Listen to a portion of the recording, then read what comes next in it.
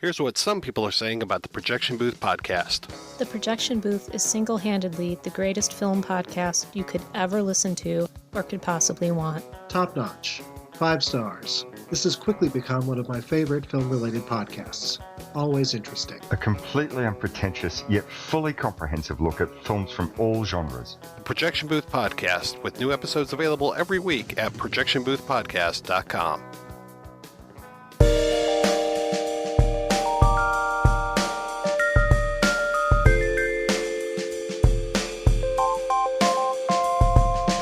You are listening to the In the Mouth of Dorkness podcast, the official podcast of the Alamo Drafthouse, Winchester. Here are Brad, Lisa, Brian, and Darren. Welcome to another edition of the It Modcast podcast. Joining me is Brian Young, the Turtle Dork. Forgive me. No! And also joining us is Lisa Gullickson, wife Dork. A mojito needs ice! Ice! We are not animals! And Brad Gullickson, mouth Dork. Say hello to my little friend. Sting like a bee. And I'm your host, Darren Smith, the Disco Dork. One shall stand, one shall fall. And welcome to the It Modcast podcast, review cast for Transformers: The Last Night. We are really outdoing ourselves. Quotes for a review cast? Yeah. Oh, yeah. Look at us. Yeah. Wow. I was just listening to the review cast for Fate of the Furious. Ooh. And I didn't do a quote for that one, and everyone else did. And Brad was like, damn, Darren, you're going to give Fate of the Furious a sick burn so much that you're not going to give it a quote. Oh. And I was like, man, that movie. That is my quote. That's saying something when I gave Transformers: The Last Night a quote instead of Fate of the Furious. Damn, son. It's saying that, cats and dogs living together. Yeah. So if you have been under a rock, we are 5 films deep into Michael Bay's franchise live action adaptation of the 80s cartoon phenomena of Transformers. And where is that rock? Because I would not mind being under that rock. That Transformers-free rock. Damn. It's called Unicron, Lisa. And we're living on it. Oh. Man, the burns are coming already. All right, shots fired. Okay, so we're 5 films deep into the franchise now. Michael Bay is still directing these films. The public is still Nobody is stopping him. support exactly. The public is sort of supporting him. $45 million supporting him. Yeah. The Yeah. lowest return of a Transformers opening. That is true. Yeah. But that $45 million still isn't something to scoff at. I scoff. You did, but you still. You know what? I'm gonna come back to this point I was about to make. But we're gonna talk about the film first. So at this point in the franchise, if you've been watching any of the other films and you're curious about this film, or you've seen this film and you just want to hear the discussion so you could join in, we are back with Cade Yeager. He's a character that was introduced in the 4th film, Age of Extinction. Cade Yeager. Cade Yeager. Played by Mark Wahlberg. Sounds like a drink I order at the bar. Wow. You're going to have to be the bright spot, Darren. We've seen your Letterboxd review. It is my intention to be the bright spot.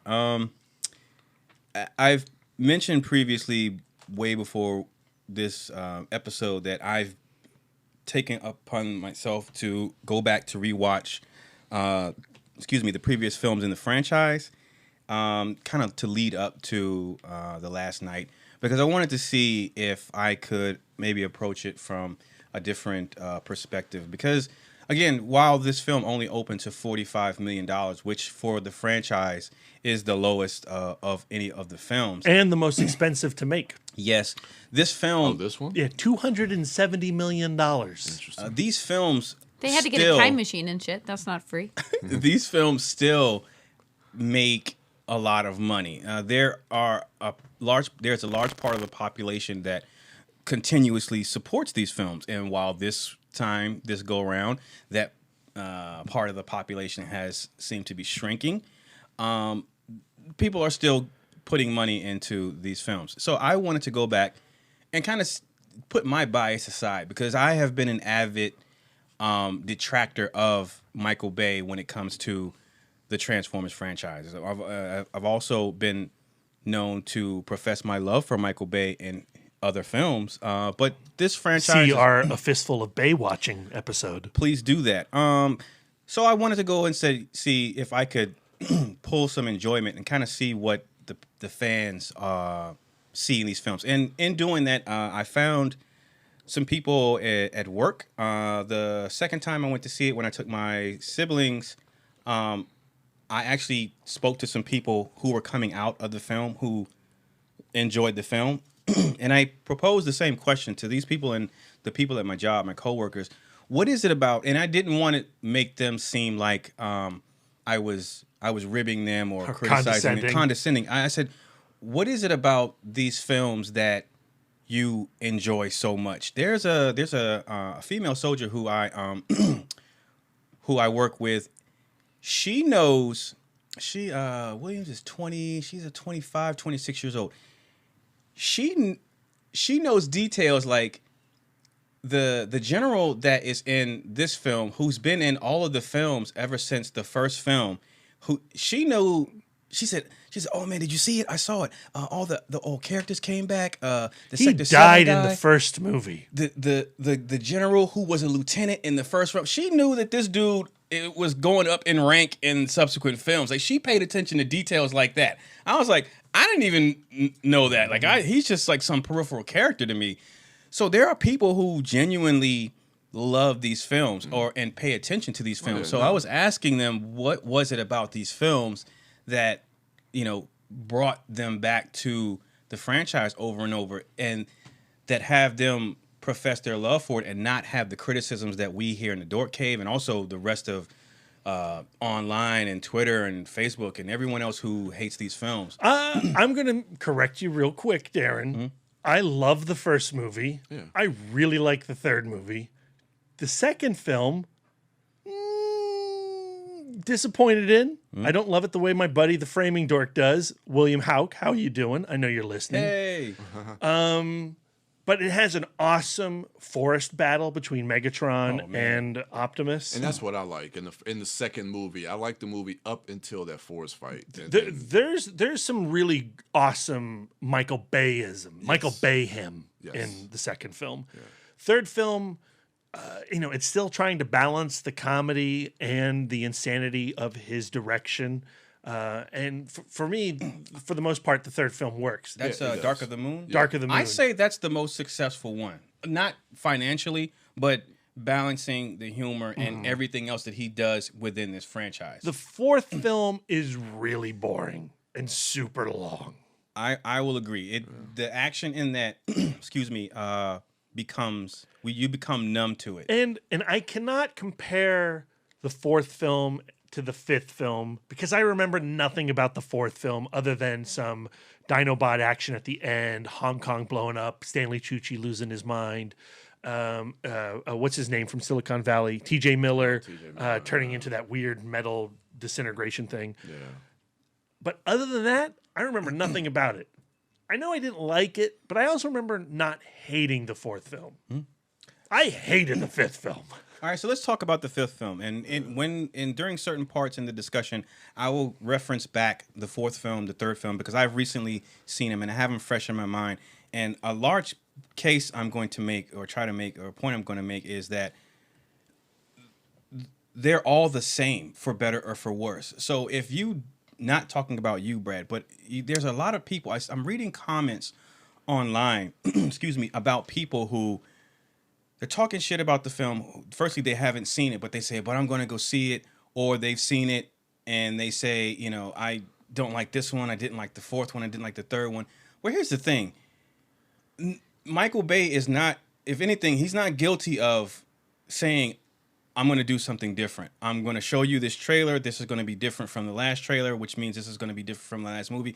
He's giving you the same thing every single time. So if you didn't like the I know that's the point that you're arguing, Darren, but I think the reason you're arguing that is you're coming from a place where you really disliked these movies at the start. You were really against Transformers, the first film, And I think you're now coming to the franchise and putting aside that these films were never made for you, but as a fan who put Transformers 1 on his top 10 list in 2000 when 7, thank you, Brian.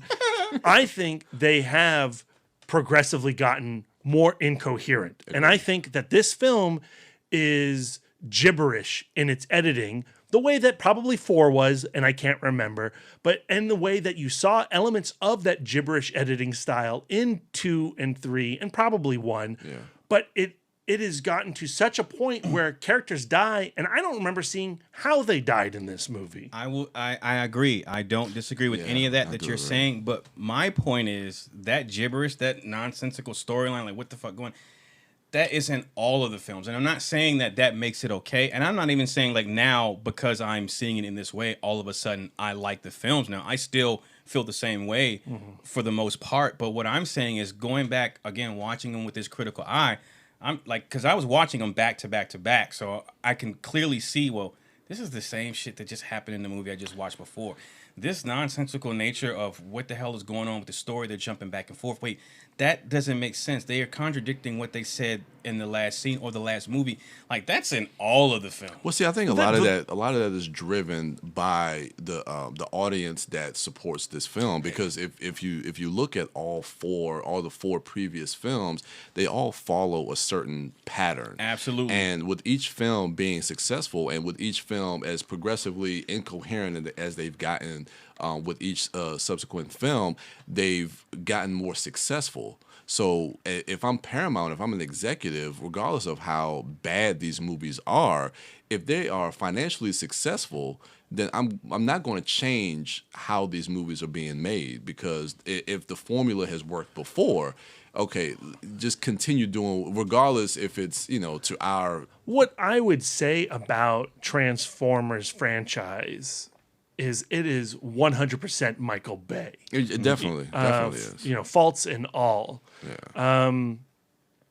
And I appreciate how he, each film, and really, every film has explored an element of human history and how the Autobots and the Decepticons have influenced it. From the first film on with the Arctic Expedition and the Witwicky family and all that. Yep.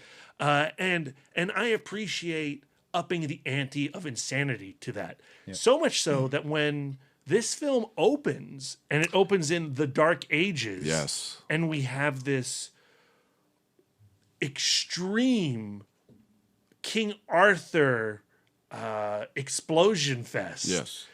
And again, kind of interesting coming off of seeing Guy Ritchie's King Arthur. Yeah. And how, that film was certainly from the point of view of its director, and this film is from the point of view of its director. I really liked the bodies flying in the air, the catapults. When the Paramount logo comes up and the fireballs come over the mountain, I love that. That's the thing. I love the opening of this film from that Paramount logo as we go into like the Arthurian times, getting into that battle. That battle sequence I thought was absolutely fantastic. And nobody can take away what Michael Bay can do with a camera in these type of set pieces. But it's when we see Merlin and these characters open their mouths. Well, I thought Merlin was fun. I thought he was really funny, and I was ready. Unrecognizable Stanley Tucci. Yeah, I mean, I was scratching my head because, Tucci is in the fourth film, and you're suddenly like, oh, hold on, what's the Merlin bloodline? How does this connect to Age of Extinction? That's the same thing I but thought. I agree with Lisa. Like, Tucci's fun in it. He's having a good time. He's having fun. Having fun. Darker the Moon, when people really get on like John Malkovich's case in that movie and how goofy he is in that film. I actually kind of like John Malkovich. I do too. Yeah. I like these weird, yeah, highfalutin actors lowering themselves into Bay's world, and Bay just having a ton of fun with this extreme talent. Like, I love John Turturro in these films, even when I don't. What's I'm drawing a blank on her name, but my girl from Fargo, McDonald. Oh, Frances McDormand. Yeah, in the third film. She's having fun too. She's having it up. Anthony Hopkins in this film is having a great. blast. He's great. Yeah, he's having fun. But getting back to that opening scene, and you have Merlin Stanley Tucci pleading with this transformer in a cave, saying like, "Look, I know I'm a womanizer. I'm a drunk. Nobody loves me. Nobody believes in me. But I found you guys. Can't you do something to help my buddies out?" And that's interesting. That's an interesting twist on this whole tale of like King Arthur and Merlin, and how the Transformers are brought into this whole world. Wait, I want to talk about that because you mentioned, Brad, that each film draws, takes something from our history and tries to tie it into Transformers being on Earth. You've got like the Antarctic expedition. The pyramids were made by Transformers. With the moon landing. That just having rewatched that, like. That's pretty awesome how they tied into... They killed the dinosaurs in the fourth film. It's pretty awesome. And so seeing how they have this... Again, thinking about what Guy Ritchie did with King Arthur and what he didn't do with Merlin. Like, it was cool to see them put that little spin on Merlin, having him say, I actually don't know magic. I am a fraud. I'm a fake. But, with you give me this staff. You give me this power. Big-ass... three-headed dragon comes out of the cave. This Transformers dragon. Yeah, loved that. That was awesome. It. Yeah, that was awesome. Yeah, it was a great opening to this film. It really was. So the complicated and the muckiness of Transformers: The Last Night. I'm going to try my best to sum up what the storyline is. So good luck. There is. Ever since the King Arthur times, there was I guess like not a covenant, but a group established to work with the Transformers to help them help us. And so the Witwickens, there's this line of these descendants of Witwickens, these great people who, in one way or another, are aware of the Transformers' existence on Earth and do their best to keep it a secret, but at the same time try to allow them to help us on Earth and find their way home or whatever. And if you would recall, Sam Witwicky, his name is derived from, he is a descendant of the Witwickens. His father, his great-grandfather in the first film was one of the Arctic, was the person in the Arctic expedition that discovered the ship and discovered Megatron, to get that story rolling in the first film. So in this film, they're trying to tie in all of the mythos and the mythology that they set up from the other films, but even take it back to the first film to include Sam Witwicky and his family in that generation, but then even further to show the beginnings of that and how basically the beginnings of the human and Transformer interactions on Earth. So there's that. And then the Knights of the Round Table, there were Knights of the Round Table, but then there were also 12 Transformers who were, basically a Transformers version of the Knights of the Round Table. Yeah. And something happened. Something happened, and they didn't die. They were in the ship at the bottom of the ocean. Somehow they got to Maybe the ocean. They were just in disguise. Yeah, they were in disguise. Robots in disguise. In the bottom of the ocean. But it's never mentioned, I don't think, how they got there. Mark Wahlberg's Cade Yeager is They're a descendant. So they sink. Yeah, he's a descendant of these knights. Not the Transformer Knights, but the King Arthur or whatever. Oh, is that true?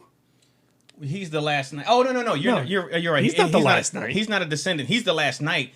But is he? He's chosen. Yeah. He's chosen. Yeah. He's chosen. Yeah. He finds a Transformer who gives him a medallion, a MacGuffin. Something. Yeah, a MacGuffin. There you go. So I like this. The next scene where it goes back to Chicago and the aftermath of the devastation from the third film. Yes. And, you get the sense at the start of this movie, I don't know if they necessarily maintain this, that, that these Transformers have reached an apocalyptic event. Yeah. That the world has moved on, that the world, in the wake of this Cybertron war, is trying to reestablish its human foothold on Earth. And so they've created the TRF, the Transformer Reaction Force. Thank you, Lisa.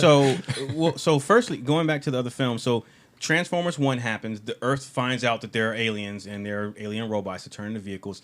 The second film opens up with, now that we know they're here, the military is going to create a special unit that partners up with the Transformers to seek out and destroy any remaining Decepticons. In the third film, The Dark of the Moon, they still have this Transformers Reaction Force that are helping the humans deal with human third world skirmishes and things like that. In the fourth film, because of the fallout of the third film, now Transformers are being hunted. They're asked to, we don't want them on Earth anymore. So in this film, they're still, it's a continuation of that. So it went from the first two films, there are friends, kind of in the third film, there are friends. Then after the fallout of that, the fourth and the fifth films, they're on the run. And what I like is how the world seems to be falling apart, or has already fallen apart.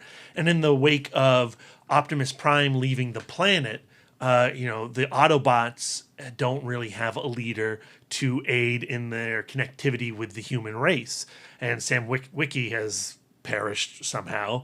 And Cade Yeager he's part of the human resistance. And along with Izzy. You want to talk about the introduction of Isabella? So that's really interesting. So they're in Chicago. Spaceships are still colliding with the Earth. New Transformers are showing up, and the last knight arrives on Earth, and it dies. He's this green Transformer knight, and he has this medallion. And Mark Wahlberg's Cade Yeager discovers this medallion, which I guess is also a Transformer itself, because it's got little legs and crawls around and attaches to him, and I guess gives him, the chivalrous mission of finding those dudes at the bottom of the ocean. It gives Dirk Diggler the touch. Made for a really great pre-show. Just watching Mark Wahlberg from Boogie Nights singing, "You've got the touch, you've got the power." And in Chicago, you find these group of kids who are, doing whatever they want because, man, we're just kids. We can get away with anything. In Actual a line from nice dialogue. little nod to Boys in the Hood. And Stand By Me. Stand By Me. I want to see a dead robot. Dead body. Yeah. Yep. And, they go out looking for a dead robot. They encounter the knight, and they encounter Izzy. Who's a very precocious child who is living in the rubble of Chicago with Squeaks, her scrappy little partner. Canopy. And Canopy. Her character is representative of what you just said, Brad, about the idea that the Transformers being on Earth has escalated to an apocalyptic event. It has affected Earth outside of just the skirmishes in Chicago that we see, the skirmishes in DC that we see in the third film. It has affected other people's lives. And Izzy is a character who she is where she is in this film when we meet her due to the fallout of a Decepticons. She's been directly affected by right. Her parents were victims. Right. So it gives you the idea that the Transformers haven't just affected Sam Witwicky and Cade Yeager and his daughter in the fourth film, but there are people on the periphery that are being affected, and this film draws one of those characters. And the TRF have these Ed 209 robots patrolling the perimeters looking for rogue Transformers. Mm-hmm. And then that's when, Bumble Bee and Cade Yeager come into it to protect the child and the last knight from the TRF, and they have a little skirmish, and that's kind of a cool little action sequence. Yeah. And so then we catch up with Cade to find out what he's been doing since the events of the fourth film, Age of Extinction. Because, like you mentioned, Brad, at the end of Age of Extinction, Prime shoots off into space to go look for his creators. And where he does a voiceover, and I'll use this moment to talk about, again, the connective tissue with all of the films. So each film opens up with a historical moment from human history, and it being and having a Transformer event tied into that.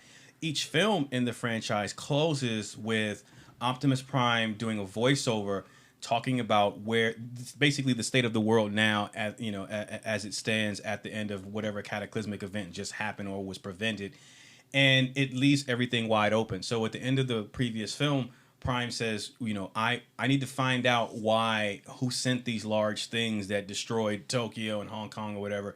I'm going to go find them and bring the fight to them before they can do harm to my new home. And so Prime rockets off into space. And so the film ends there and doesn't say, okay, so what is Cade Yeager supposed to do? Him and his daughter and her new boyfriend, and what is Stanley Tucci going to do? So we pick up some time later in this film, and after that sequence with the introduction of Izzy when Cade saves them, we're taken to the junkyard. First, I would say this: in Dark of the Moon, Prime and Ratchet take a ship. They fly a ship to the moon to go when they find Sentinel Prime. Why did he need that ship? Because in the end of the fourth film, he just flew up there with his fucking rocket boots. Anyway, excellent question. Anyway, so we see that Cade... Well, you would rather drive instead of walk, wouldn't you? Yeah, do robots get tired? Tired flying? Yeah. They're robots, but they're also alive. So, that's the thing, though. The Optimus Prime at the end of fourth one, he rockets off. He flies off without the aid of a ship. And then in this film, he opens up and he's frozen in space. He's like, oops, I should have taken a ship. Oh, man, yeah. Right. So we see Cade Yeager has took refuge in a huge junkyard. In North Dakota. Didn't he already live in a junkyard? I feel like he already did, because that's where he was doing his invention. He had a house in Texas. On a barn. It looked really junky, though. It most certainly was, Lisa. He went from Texas to Chicago to Dakota in one Transformer step. Yeah. It all seemed pretty dusty, though. And so in this huge junkyard, quote unquote, off the grid, he has he's hiding friggin' Dinobots and not VF. No. Oh yeah, that's you right. saw this, Lisa? Yes, I did. Oh, how did you? How did I see it with my eyes? Well, I mean, how did you respond to Grimlock regurgitating a car? Oh, I closed my eyes. Oh, okay. So that's still still gross. Well, it depends on how stressed I am. Oh, okay. So anyway, Cade is doing his best to hide giant dinosaur robots and smaller mini robots, and Hound, who's a huge, big robot. He's John Goodman sized. Yeah, and so this is where the Izzy and Cade have opportunity to explore where he's been and what happened to his daughter. What happened to his daughter? She went to college. She just went off to college. Yeah, see, so this is where the film for me loses steam. Yeah. Because you get this impression that, oh my God, the world has changed, but we got to write his daughter out. So she's at college. I'm under the impression that there are places that are affected and there are places that are just not, because we spent that time in Chicago, but that was fenced in. So I can imagine that life outside of that fence, and if you're not part of the RTF, it's just pretty normal. You think about stuff like Hurricane Katrina, which was a catastrophic event for New Orleans. Yeah, it affects when everything was going on there. Yeah. I'm just saying it's not as interesting when we're just hanging out in London. It's not an apocalyptic event. It's and so it's just oh, okay, some shit happened. Yeah, but she still gets to go to college. But he's in under deep cover. He can't call her on the phone. So, but you cleared it, B. That's it. You're just writing her out of the script. That character or that actress couldn't return, so they just wrote her out in that way. They wanted British Megan Fox instead. Right, but what I thought was interesting was that exchange where he's unable to speak to her because the government's tracking him, but he can listen to her, even though that line of dialogue she said was corny about he needs a girlfriend or whatever. But I mean, I just like that he can't get laid. He's still he's Mark Wahlberg, can't get laid. Yeah, it's been so long he's a virgin again, according to mythology. Yeah, and so they introduced another sidekick character. So T.J. Miller's replacement. Yeah, his replacement, Gerard Carmichael from Neighbors 2. He was funny in Neighbors, even the first one. He wasn't as annoying as not T.J. Miller, because T.J. Miller was cool. I dug him, but the guy from Revenge of the Fallen. Oh man, Sam Witwicky's college roommate. Yeah, I think Alex Rodriguez. Yeah, that dude, man, he was irritating, but this guy wasn't as irritating. So I'm trying to remember what happened. At this point, they're still like Anthony Hopkins is still trying to figure out what's going on because all around the world, the same song. These large monolithic like horn structures are beginning to protrude from the Earth's surface. it's getting hot down there. And so, scientists and the government and everyone else is scrambling to find out what the hell is going on top of having to deal with, Transformers, issue and running around and stuff like that. So Anthony Hopkins... Brian's like, that's what I watch. So Anthony Hopkins, being a historian who tracks and follows the history of King Arthur, and because he is a member of, like you said, the He's a Witwickens Witwicken. with Harriet Tubman and Albert Einstein and Frederick Douglass. and Sam Witwicky with his ID, that wasn't his ID, that was his college photo. his profile from the first film. His Facebook profile pic when he he had a eBay page when he was trying to sell his father's glasses. That was the profile. Why would you pick that? So anyway, Anthony Hopkins has been tracking the history and following the quote unquote like the prophecy or what have you, and the writings on the wall about the resurrection of the incoming invasion of the Decepticons and Cybertron's return. And what's her name? Not Cassandra. Who? The Borg Queen. Oh, Quintessa. Cassandra. Cassandra. So I thought that was kind of cool. So again, with Michael Bay, him taking liberties with the mythology of Transformers and characters. He's renamed characters. He's given characters names of other Transformers. He's turned them into different variations and former mere shadows of their former selves. So the character of Quintessa, for those who aren't in the know, if you've seen the film but you don't know the significance of Quintessa and the origins of that, even her name. In Transformers mythology, there are the creators of the Transformers are this race of alien beings known as the Quintessons, and they have 5 faces. They can be seen originally in the original animated Transformers the movie. Quintessa is a reimagining of that idea, that concept. It's basically this huge floating thing with 5 different faces on it, and it'll switch around depending on who wants to talk. And at the bottom of it, there are these tentacles. And in Transformers: The Last Night, Quintessa, they sort of pay homage to that design by having her have a humanoid appearance except for legs. She has a dress made out of tentacles or whatever. Anyway, supposedly she is the creator of the Transformers. We know that because they said it. Yeah, and the Knights of the Round Table.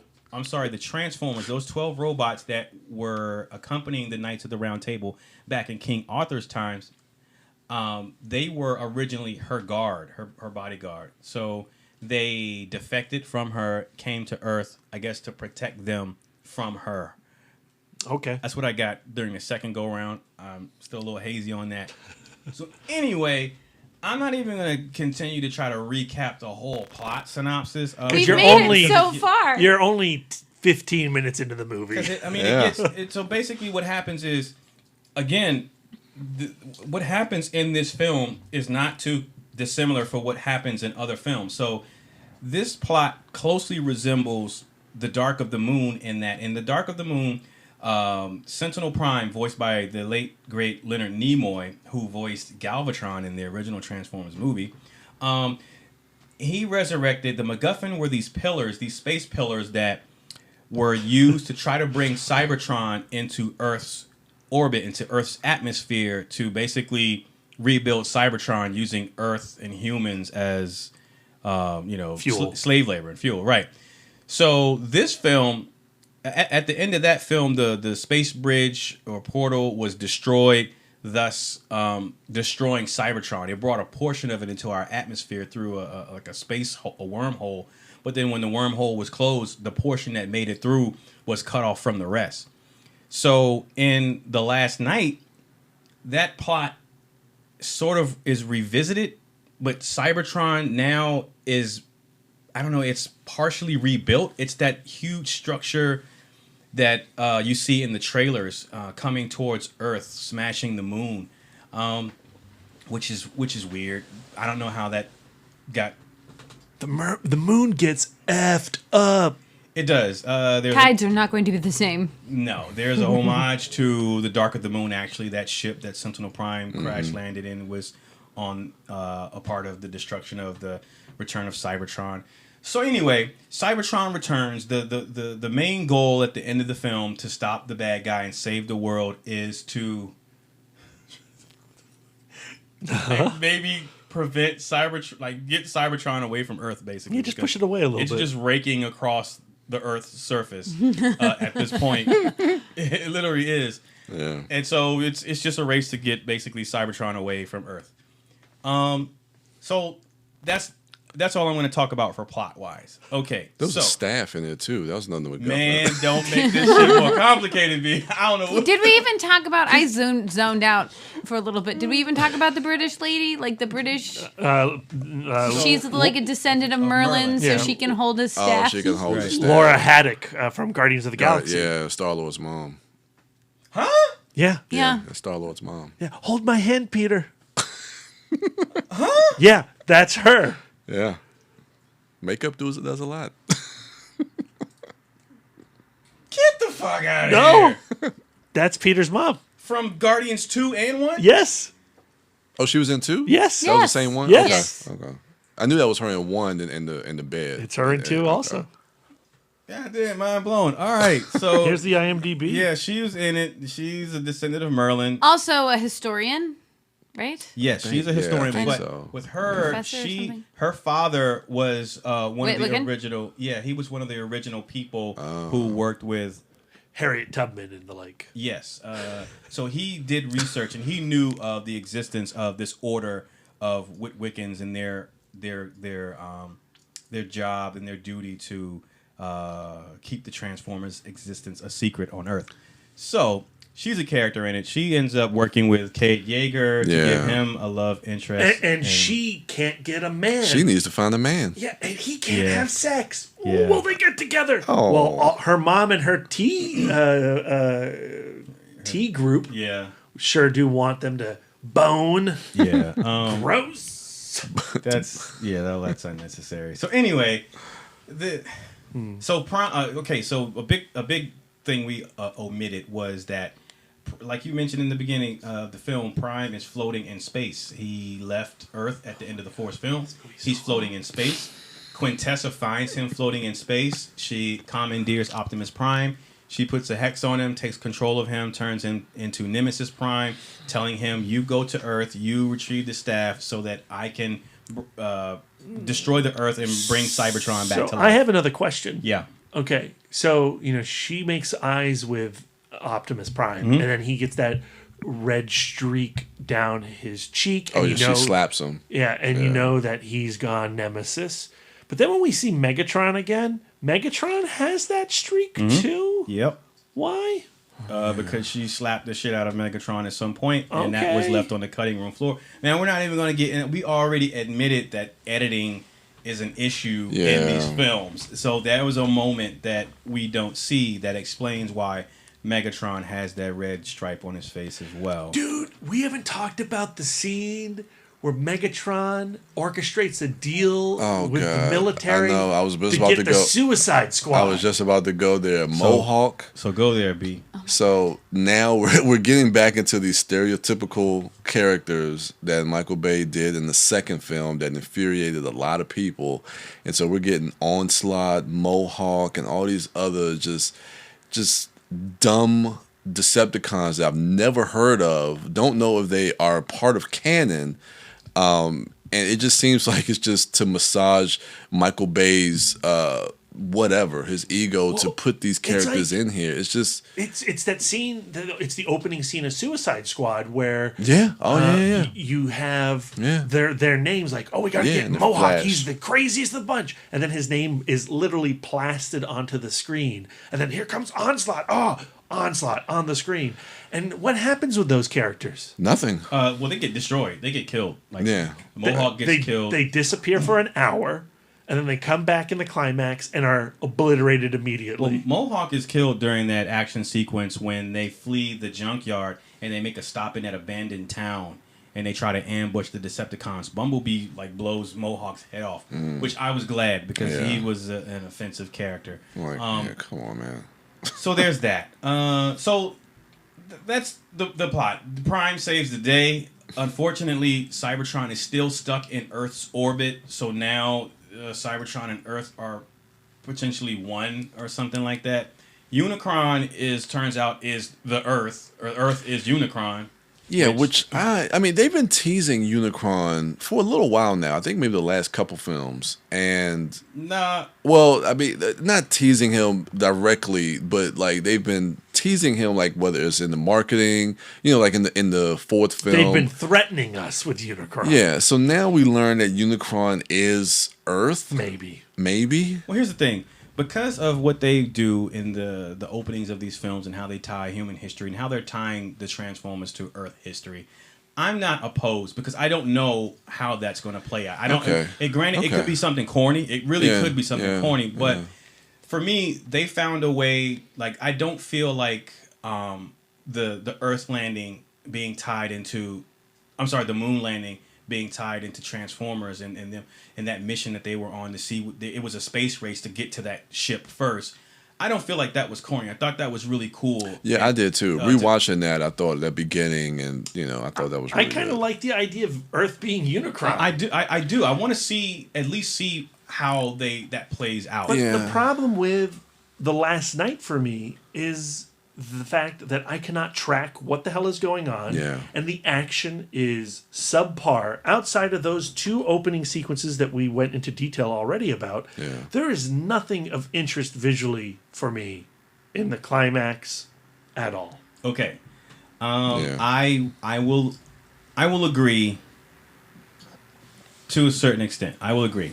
So, if you've been following me on social media or us, you will know that I have seen the film twice, both in Dolby 3D format. So for those who aren't in the know, on the podcast, I have been championing Dolby Prime, the Dolby Prime Auditorium in AMC. So Dolby Prime is a new projection system. Dolby is known for their audio, Dolby 3D surround sound. Dolby is known for their audio. But in recent years, they've gotten into the visual and video market, and so they've been creating and crafting new technology to have projectors installed in movie theaters. And just like Dolby digital sound is second to none, Dolby Atmos, Dolby their Dolby video, their projection systems are second to none. Clarity, in my opinion, rivaling and if not besting IMAX. And I don't mean IMAX at AMC. I mean true IMAX. It's literally looking at 4K high def imagery, right? So the Dolby Prime is an auditorium that Brad and myself and Brian too, we've visited at the AMC. It's been the first film that debuted there was with Jungle Book. Mm-hmm. That was the first Dolby movie. Whenever Jungle Book came out was the first time AMC got the Dolby Auditorium. Transformers The Last Night was the first film in the country. Dolby at Tyson's was the first theater in the country to roll out Dolby 3D. Prior to Transformers The Last Night, Dolby only showed 2D films. That auditorium, as you know, we professed our love for, has 94 speakers in there. The seats vibrate. There's subwoofers in the seats. The audio surround sound is second to none. There's a visceral experience just with audio. So when you watch something like Fast 8 or whatever, it's just the engines like rumble your insides. So anyway, that audio experience is applied to the visual experience in Dolby 3D. Normally when you look at 3D, whether it be IMAX 3D or Real D 3D, when you put on those glasses, because they're a film, they're tinted, so that the bright image that you look at, that you see without the glasses, becomes tinted and dimmed to once you put the 3D glasses on. And your mileage may vary on the 3D effect. And the clarity of the image and thus details in the image they suffer because of the darkening of the image. With Dolby 3D, the glasses, first of all, the projection system is different in how it projects the images. And each lens shows different color coming out of the projector. The glasses that you wear don't have a film. They have lenses. They're like thick. There's a thick lens, like the lenses in your glass, Brad. So when you put them on, there's no darkening. It looks like you don't have any glasses on. The image is just as bright as the Dolby Prime image in 2D. It's in just as high definition as it is without the glasses. The 3D pops, that opening scene you talked about when the catapults fire the boulders over the Paramount logo, that shit comes out into your lap. It's insane. I have never seen 3D done. And I've seen 3D at the IMAX in Chantilly, the Udvar-Hazy. I've seen 3D at the IMAX at both the Smithsonian Natural History and Air and Space. And these is true IMAX. And IMAX, those 3D projections have laser projections. Even still, that 3D pales in comparison to Dolby Digital 3D. So that 3D image coupled with the bass and the surround sound in that auditorium, both times I saw that movie, my 3-star review rating on Letterboxd is biased, I think, in a large part because of the presentation of Transformers The Last Night. Both times it was distracting, and not in a bad way. I got lost in the image, not even thinking about what people were saying, where the story was going. I just was in amazement. I've never seen an image like that. And I said it and I posted, I said, unless you see, it's a waste of your time and your money if you go see The Last Night in any other format other than Dolby Prime 3D. It really is, it's worth it. So much so that, the action sequences, Brad, you said that they were boring. I can imagine, thinking back on them, my recollection of them in my mind is obviously in 2D. And the geography, the choreography, what happens in those scenes is lackluster, especially compared to the action set pieces of the other films in the franchise. But seeing those action sequences in 3D made all the difference in the world. There's the last act of that film, Cybertron is in Earth's orbit. There are these huge dangling tendrils with land and terraforming on the ends of them, dangling over Earth. So it reminded me of the final act of Avatar, where you had the floating mountains, where there was like aerial dogfights and battles in between the floating mountains in Avatar. Man, that last sequence in The Last Night in 3D in Dolby Prime with that huge screen with the aspect ratio like kept blowing up made the last act in Avatar look like shit, like compared to Avatar. And James Cameron, like, you know, that was his thing, to film that in 3D and make it revolutionary. It was amazing. Like everything that was in that movie in The Last Night being in 3D, if it wasn't just like a talking scene, like all the action sequences benefited from that presentation and the clearness, because you could see Cogman. Oh my God, we haven't even talked about Cogman. He's an irritating character, but I tell you what, every time schizophrenic psycho. Every time he was on screen, he is. He's an irritating character, but every time he was on screen, I got lost in his design and definition. You can see clearly, like it.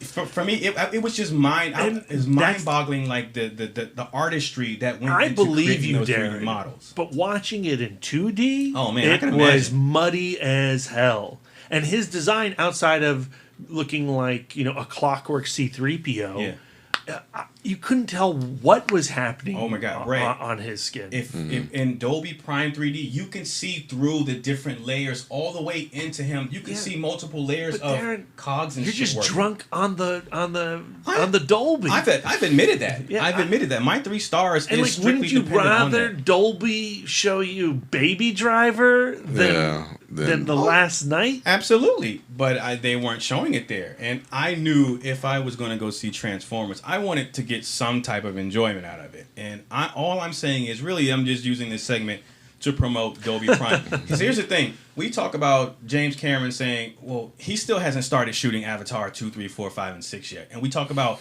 is the public even going to respond to Avatar? I tell you what.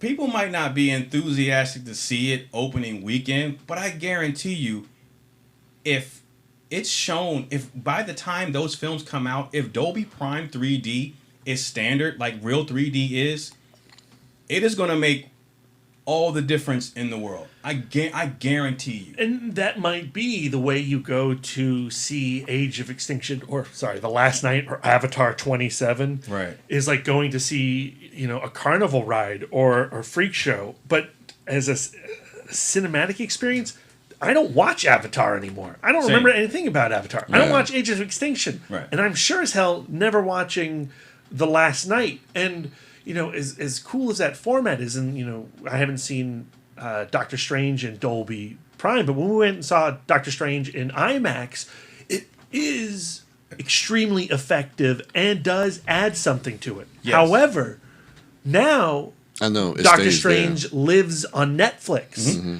And when I watch Doctor Strange on Netflix, I still like that fucking movie. Mm-hmm. Yeah. Oh, and again, I'm not trying to defend Transformers in any way. Remember, I'm telling you, like, if you don't like the other Transformers films, this film does nothing new. Yeah. You're not going to like it. And I get that. I get that, Darren. And I definitely appreciate your enthusiasm for this format and this experience. And, coming off of our Netflix versus cinema conversation that we had with Billy the Indie Dork not too long ago, your conversation right here proves that a setting does have an effect on a film. That presentation does matter. But to also go back to that conversation and talk about the word versus the church, right. At the end of the day, I want a movie that I'm going to revisit on many formats. I do too. And The Last Night, even in comparison to previous outings, whatever you thought about those films, I feel like this is the low point of the series. And I am so desperate to have Michael Bay leave this franchise, do more films like Pain and Gain, do more films like 13 Hours, do Bad Boys 3. Yeah. If we're going to get another sequel out of Michael Bay, that's the sequel I want. Yeah. I don't, I see the Bayisms in The Last Night. I see, the bloatation, the extravagance of Michael Bay in The Last Night, but I don't see his heart. And Michael Bay does have heart. Mm-hmm. And when you watch The Rock and when you watch Armageddon, that creative connection that he has to that material mm-hmm. is no longer there. Yeah, so and that's the way I feel too. Like for me, Transformers is just tired. It's a tired franchise, and I think it's something Michael Bay needs to kind of remove himself and step away from. I'm excited about this Bumble Bee spinoff movie only for the simple fact that we have Travis Knight, who is coming off of Kubo and the Two Strings, and with that movie, he was really able to inject a lot of heart and character, and I'm hoping he can bring that over into a Bumblebee film, which lends itself to that. And just the simple fact that we're finally getting a Transformers film that is not directed by Michael Bay. I want to see what that looks like. So, go ahead, finish, Brad. Well, I would say the only way I'm ever going to be excited about a Transformers film is if it's coming from a new voice. Yes, absolutely. And maybe that is Travis Knight, and I'll see the trailer and I'll see that, maybe 80s era version of Bumblebee and go, wow, that's awesome. We'll get the original Buggy Possibly, if it's 80s. So. But, as Darren has stated on this podcast in the past, truly the only way I'm going to get excited is if I see those Gen 1 designs. Mm-hmm, absolutely. So, I'm going back to me talking to the people that I spoke to and questioned them about what it was that they saw in this franchise that they love so much. And I didn't spend a bunch of time in the lobby interviewing like hundreds of people. Admittedly, the people that I spoke to, I just grabbed, and it just hit me in the moment to ask them for the purpose of this discussion. And it just so happened to be they were younger people. So I would say early to mid 20s at the most. Disgusting. And then some younger kids, right? And my coworker, the soldier that I work with, she's in her mid 20s. So these people aren't fans of necessarily Michael Bay. It's not like I say, well, what's your favorite Michael Bay movie, or so do you love the fact that do you love his shooting techniques? And they're not going to Transformers because of their love of Michael Bay. These are the type of people that just want a good popcorn movie. They don't care about the incoherency of the plot or the continuity or whatever. They go on a purely, I don't want to say superficial level, but they're not looking for deep entertainment. And so for me, like Michael Bay, admittedly from the get-go, from the very first Transformers film, from the start, before he even he said he was not a fan of Transformers. They weren't a property that interested him in the least. He just felt that there was something in that script, not the robot design or whatever. He liked the boy in his first car concept. And he felt like, well, let me take that story and just try to make these robots from space work their way into that boy in his first car story.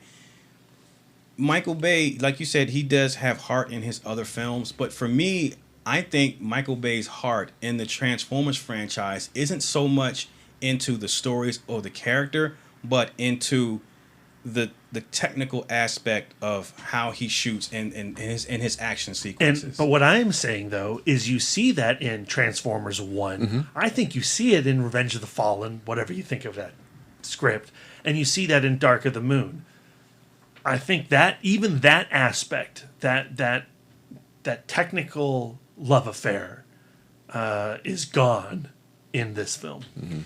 And I would argue that, because again, there are still things and again, I may be looking through rose tinted or 3D Dolby 3D glasses, but there are things in Transformers The Last Night that, again, like I said with the first Transformers film, when we had our fistful and I had the pick of that highway chase sequence and seeing that, and that's something I've never seen on screen before.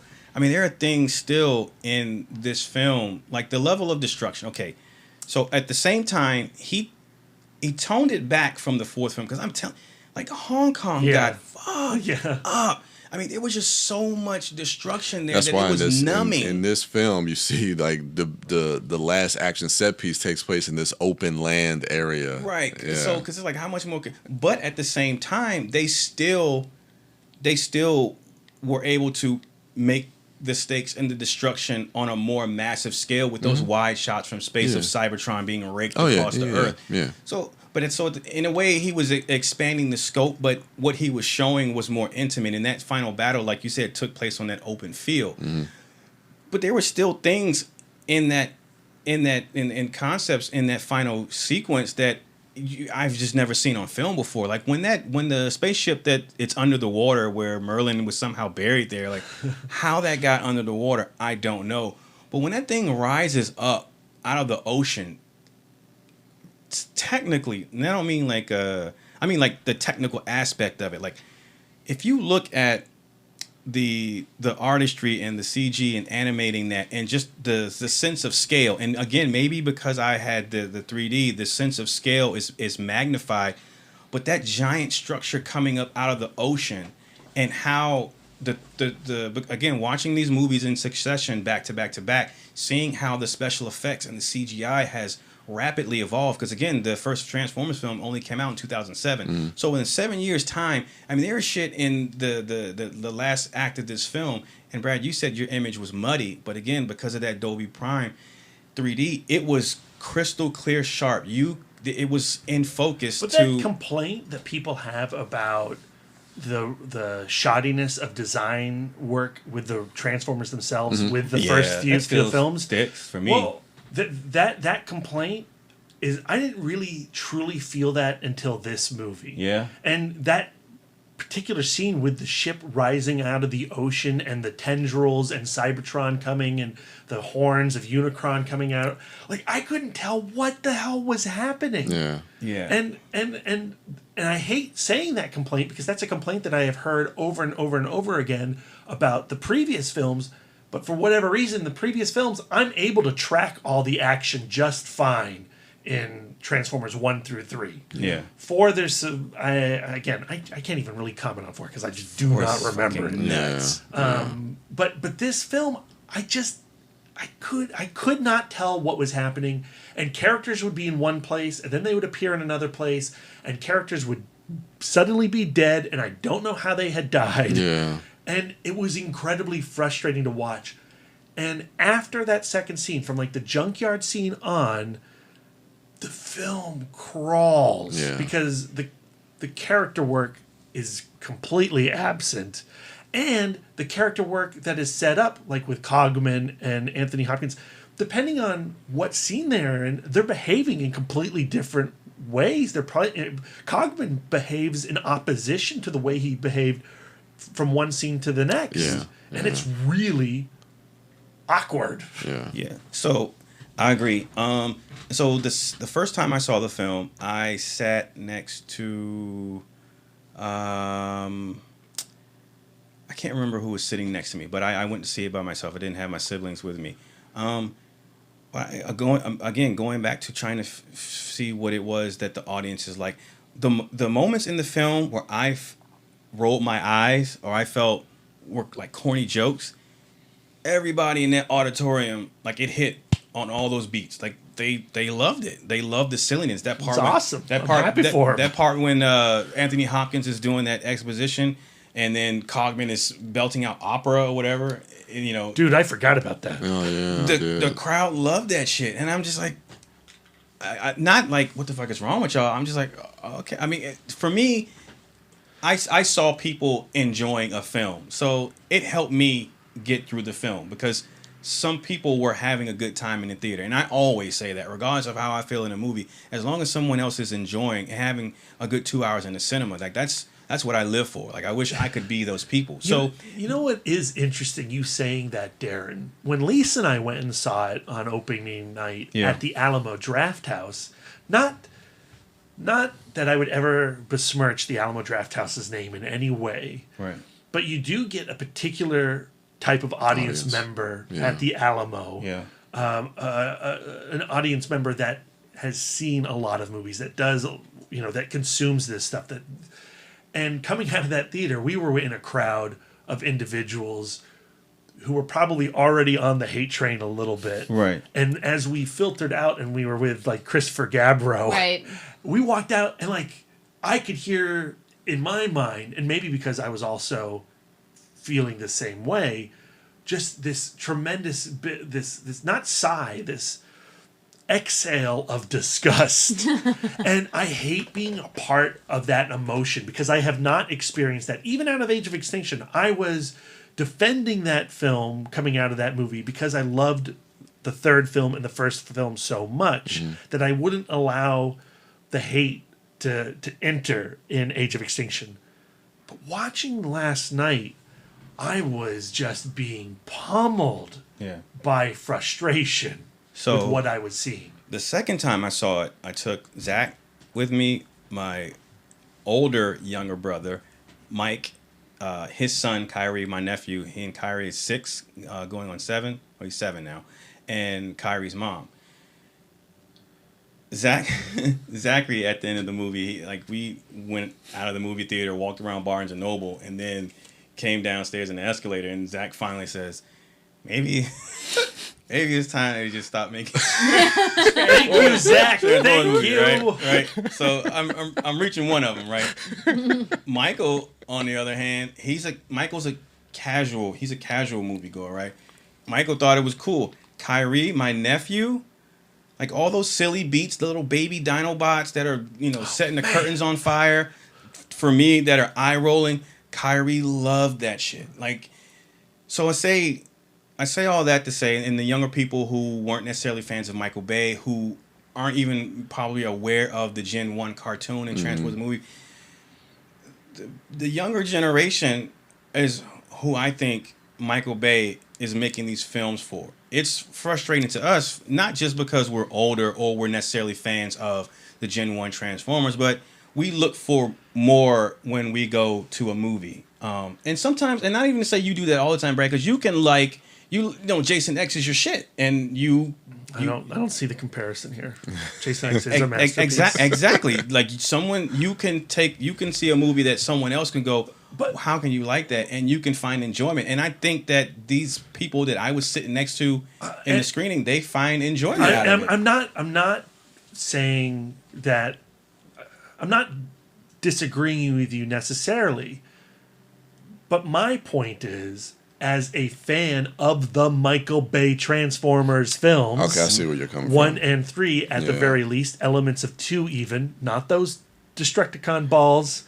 But as a fan of those other movies, this film particular fails. film disappoints, even within this particular franchise. To this particular fan of this franchise, this film fails. And like you were saying, Brian, how if the studio sees a product does well, then if it ain't broke, don't fix it. Let's just give them more.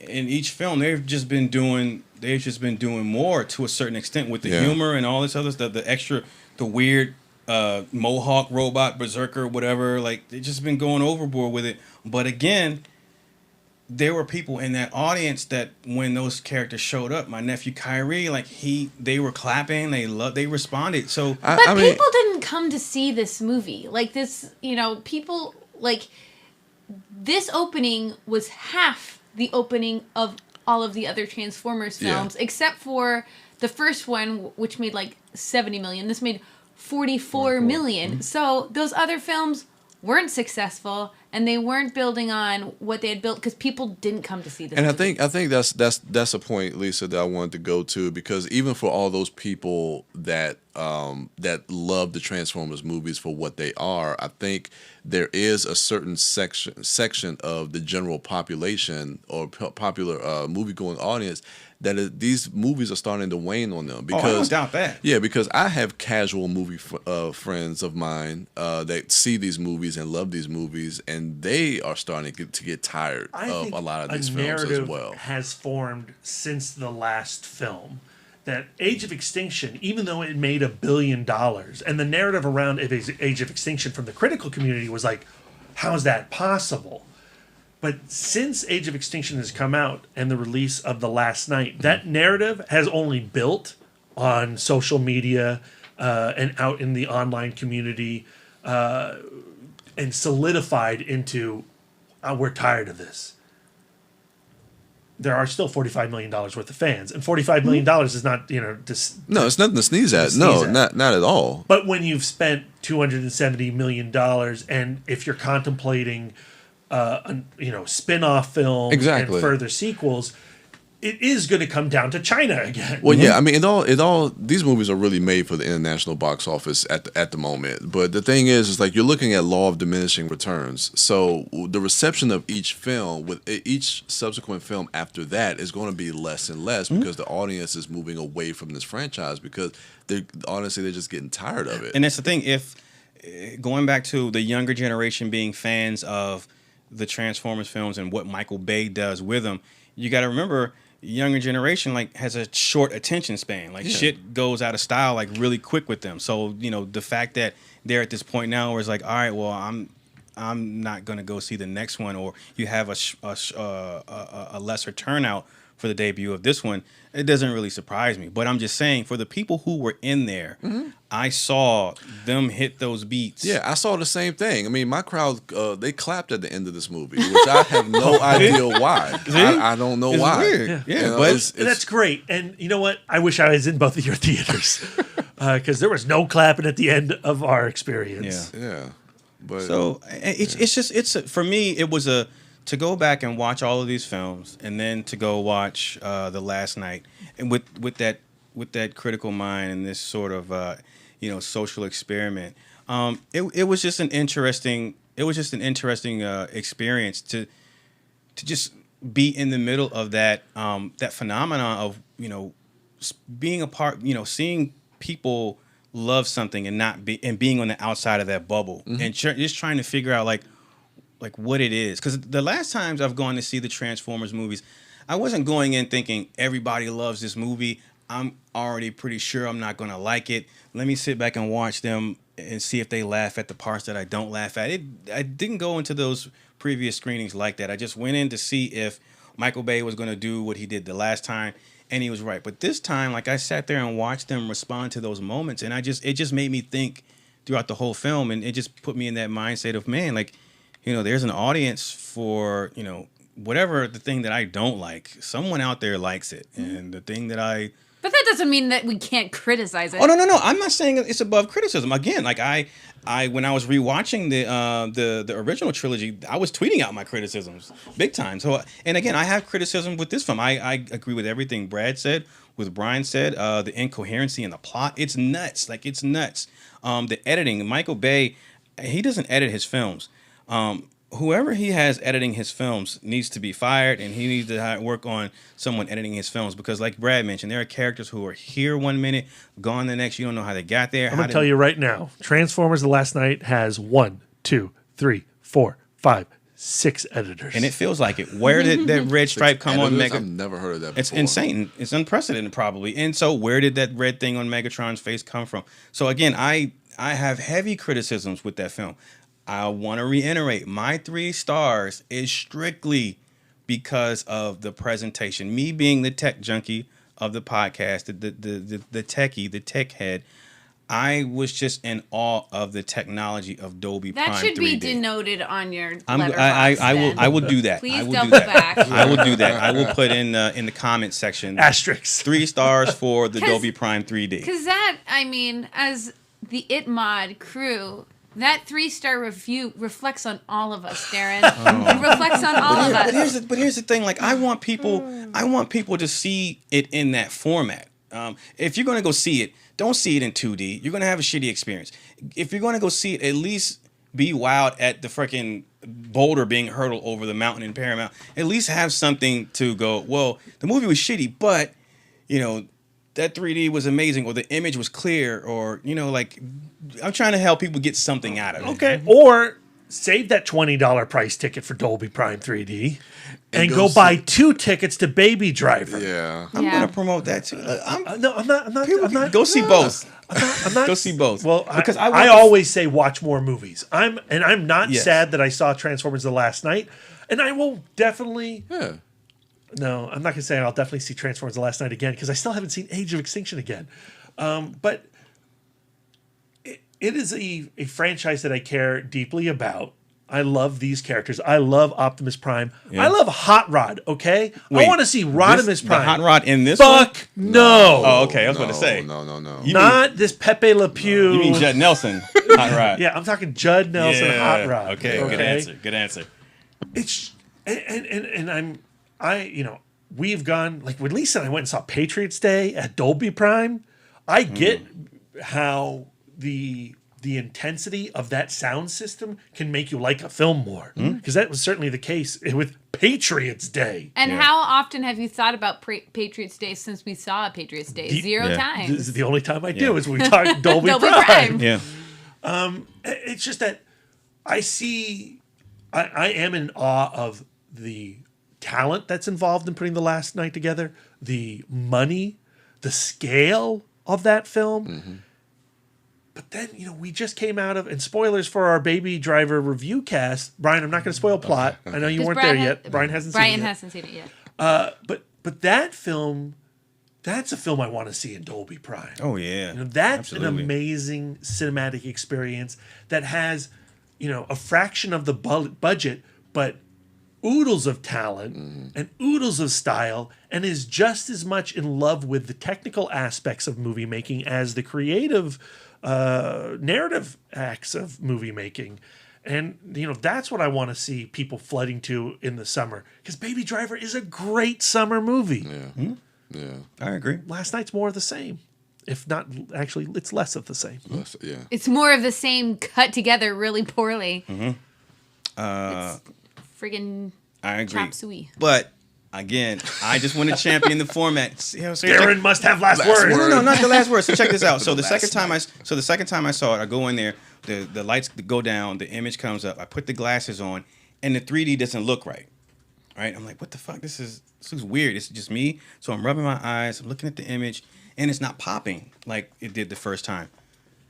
Because I'm aware of techie shit or whatever, I took my 3D glasses off and I flipped them upside down so that the nose arch is pointing up, and I put them on, and boom, the 3D pops like it's supposed to. So I go, oh shit, whoever's in the projection booth doesn't have the image calibrated right. They got to switch the left and right sides.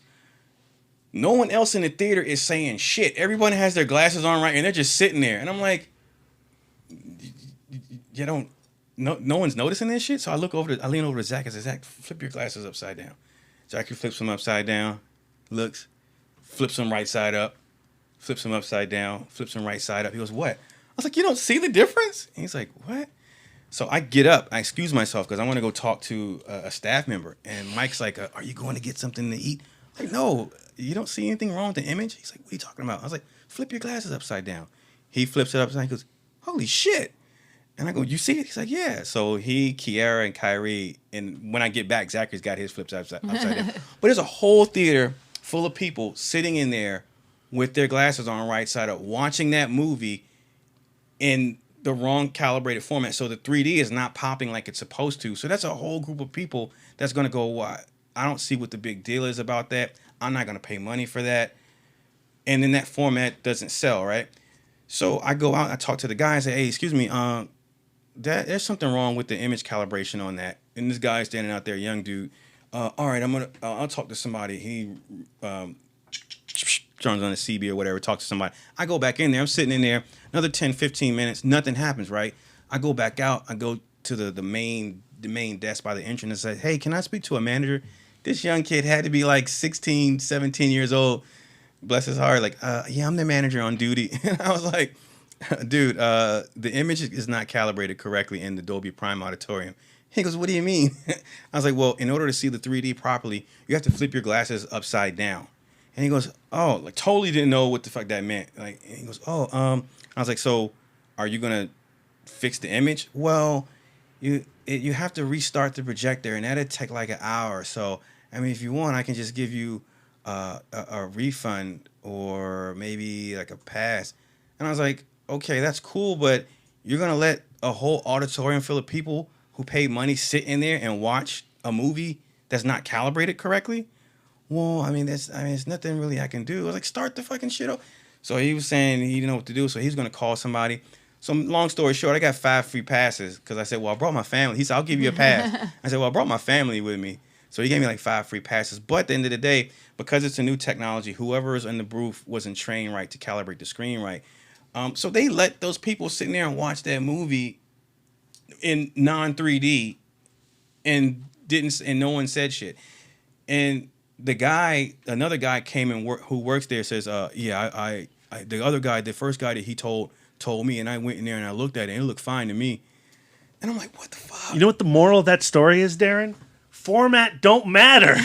Story does. You know that time that when Brad and I saw Avatar: The Last Airbender, and we had gone to a non-3D screening, and they were projecting, I guess, the 3D on and we just watched the whole fucking movie blurry. We didn't ask for money back or anything. Crazy part is, regardless, it was super shitty. It was a terrible movie. Regardless of if the movie, your glasses were upside down or not, there was a guy sitting to my left who had no glasses on at all. It's an older guy. It'd be like in his 50 or 60. You just sitting there the whole time. I was like, well, fuck, dude, never mind. But it for me, it being the techie, like it saddened me because these people were going to go, I don't see what the big deal is. Yeah, my ass was shaking because of the subwoofers, but this 3D is garbage. Had they seen it in the proper format, those would have been people who would have been like, oh shit, this movie was garbage, but this Dolby 3D is the real deal. Like, I mean, it literally is like watching it without glasses. Like you don't know you have glasses on. You just see 4K crisp image pop like none other, not even IMAX in 3D. And so it just made me sad. So I look forward to watching a good movie in that format. I hope me too. Anyway, oh my God, Avengers Infinity War is shot in IMAX and it's going to be in Dolby Prime 3D. I'm going to lose my shit. I'm going to have a baby. I gotta come out with I gotta figure out baby names. Anyway, so yeah, at the end of the day, Transformers last night. If you are a fan of the films and you haven't seen it yet, go see it. You'll enjoy this. No, you won't. Haven't you been listening to my review? Brad didn't enjoy this film. Brian, you like other Transformers movies. I like the first one. You're telling people don't go to the movies to see this? No, I'm disagreeing with the sentence you just said. All right, I'm just saying that this is a movie that I would not recommend. Yeah, I cannot recommend this movie. I wouldn't recommend people. I mean, two fans of the franchise. Yeah. I cannot recommend for it. people who have to spend their hard-earned money, and a lot of people who don't go to the movies all the time. Even people who do go to the movies, they might have all to the like time, hire a babysitter. It's not worth. It's really not worth spending your money. Like you say, if you got a family, find a babysitter to go see this movie. Again, because I talked to people, interviewed several people who they enjoyed the film, who were fans of the I'm franchise. not surprised that people. I'm just saying for me, my recommendation. This is the Itmod review. My recommendation is that I wouldn't recommend anybody go see this movie. It's not worth spending your money. Okay. Thank you. Now that I let you get your recommendation out, can I finish getting mine out? Sure. Okay. If you like this franchise, I recommend going to see it in Dolby Prime 3D. Make sure your glasses are flipped up. Or make sure your glasses are on the right side of whatever. If you enjoyed the last movie and all these films, knock yourself out. That's what I just fucking said. Oh my God. Okay, if you didn't enjoy any of these franchises, save your money. Go see something else. Brad Gullickson at Mouth Dork loves Transformers 1. Didn't like Transformers 2. Really liked 3. Did not like 4. Fucking hated The Last Night. If like Kimberly Williams, you like 1, 2, 3, and 4, go see 5. If like the people I interviewed who like 1, 2, 3, and 4, go see 5. I want to see some statements. I need notarized statements. If you like 4, if you loved 4, then go see this movie. That's what I have to say. If you loved 4. All right. If you loved Age of Extinction. All right. Lisa, what do you say? Emphasis on the extinction. What do I say? I mean, I don't like the Transformers franchise. I didn't like this movie. It left zero impression on me. Well, this is just action. Straight up not a Lisa movie. Yeah. No character work, all action. Yeah. I'm just like I like Did my you brain. fall asleep in this movie? A little bit. Okay, good. Not as much as Brad though. My brain can't discern what's going on the screen. I have no. Lisa has fallen asleep during every single Transformers movie. Lisa's falling asleep through non-Transformers movies. I fall asleep in the movie theater all of the time. I find it a super soothing place to be. It's my comfort zone. I don't blame you. All right, so that's our review for Transformers: The Last Night. Yeah, hit us up on social media if you want to continue the discussion or argue my point or whatever. Nobody's gonna argue your point there. Or if you just want to know more about Dolby Prime 3D. Anyway, so this was the Dolby Prime review cast. Yes, basically, I snuck it in there. I subverted it. So our Itmod homework is returning. Be on the lookout for that episode. Brian William Young has finally returned from his sabbatical, and we will be talking about Taika Waititi's What We Do in the Shadows. Spoiler: Brian gave it a 0.5 star. He didn't even rate it on Letterboxd. So just to let you know, it's the hate cast. No. So Brian's a shitty human being because he doesn't like Taika Waititi. Probably. Yeah. So I've been told that. Well, I hear that people who don't like What We Do in the Shadows are not allowed to watch Thor Ragnarok. Oh, yeah. Sucks to be you. You're gonna have to excuse yourself from Hall H on Saturday. I didn't not like it. Whatever. Also, we got in honor of Edgar Wright's new masterpiece, Baby Driver. Our fistful coming up this Friday is a fistful of drivers. Ellie Driver, Minnie Driver, things like that. Golf movies. Yep. That's a good one, Lisa. That's a good one. Tiger Woods, my number one. Idmod Film Club is returning soon at some point. Soonish. You have an opportunity to go back and rewatch because you've already seen Rewatch. Die Hard. Because you've already seen it. You have to have already seen Die Hard. If not, if you're that one person who has not seen Die Hard yet, you are in for one of the greatest movies of your life. See that instead of The Last Night. Stay Yep. home. Yeah. Also, our Comic-Con. Our Comic-Con preview cast is coming. Oh yeah. That means Comic-Con is coming. I tell you what, I posted it the other day. I spent like an hour in the mirror putting together the final touches on my disco cosplay, and I'm excited. I'm ready.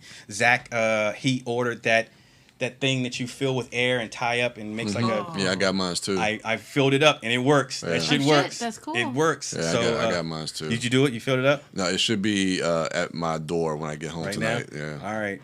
Unless a homeless man has a new bed now. Yeah, I know, right? So that's going to do it for us. Thank you all for listening. Hit us up on social media at ItModcast. Follow Brian William Young at The Turtle Dork on Twitter, at The Turtle Dork 1 on Instagram, and at Brian William Young on Facebook. See, even though you weren't here for 4 months, I still remember all your shit. Oh, B. 4 months? Really? Yep. Was that long? Lisa Gullickson That's how much we missed you. We missed you 4 months. Oh, I like the way you switched that, Lisa. Thank you. And Lisa Gullickson is at Sidewalk Siren on Twitter, Instagram, and Letterboxd. My man Brad Gullickson is still and will always be possibly at Mouth Dork on Twitter, Instagram, Facebook, Letterboxd, and Untapped. I don't know, like I don't want to stunt your evolution, baby. You might grow to become a phoenix and do something great. Oh shit, Phoenix. I am Darren Smith, the Disco Dork. Voice of the people. On Twitter, Instagram, Facebook, Letterboxd. I was gonna say Untapped, but I don't drink beer. But I drink chartreuse, and that shit hauled me out. Good Lord. Thank you all for listening. Enjoy the rest of your week. Get ready, Baby Driver's coming. I hope you have your tickets. You're gonna have a good time at the movies. Thank you all for listening, and until next time. Autobots, roll out. Out. The voice of the people. The people. Let the games begin.